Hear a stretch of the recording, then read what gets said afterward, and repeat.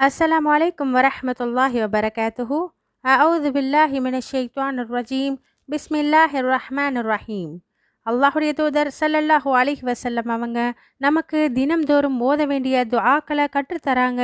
அந்த அடிப்படையில் இன்று நாம் தெரிந்து கொள்ளக்கூடிய துஆவானது தும்மல் ஏற்பட்டால் ஓத வேண்டிய துஆ.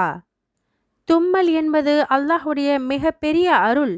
அந்த தும்மல் ஏற்பட்டால் நாம உடனேயே அல்ஹம்துலில்லாஹ், எல்லா புகழும் அல்லாஹ்விற்கே என்று கூற வேண்டும். தும்மல் ஏற்படும் போது நாம மட்டும் தனியா இருந்தோம்னு சொன்னா அல்ஹம்துலில்லாஹ் என்று சொல்லிக்கலாம். அதுவே நம்ம பக்கத்துல யாராவது இருந்தாங்கன்னு சொன்னா அவங்க அந்த தும்மலுக்கு பதில் கூறணும். அதாவது யர்ஹமுக்கல்லாஹ், அல்லாஹ் உங்களுக்கு கருணை புரியட்டும் என்று யார் அல்ஹம்துலில்லா என்று கூறுகிறாரோ, அதாவது தும்மினாரோ, அவருக்கு அருகில் இருக்கக்கூடியவர் எர்ஹமுக்கல்லாஹ் என்று பதில் கூற வேண்டும். இந்த பதிலை கேட்ட தும்மியவர் அதற்கும் ஒரு துஆவை சொல்லணும். யஹ்தீகுமுல்லாஹு வயுஸ்லிஹு பாலக்கும். யஹ்தீகுமுல்லாஹு, அல்லாஹ் உங்களுக்கு நல்வழி காட்டட்டும். வயுஸ்லிஹு பாலக்கும், உங்கள் நிலையை சீராக்கட்டும் அப்படிங்கிற துஆவை சொல்லணும்.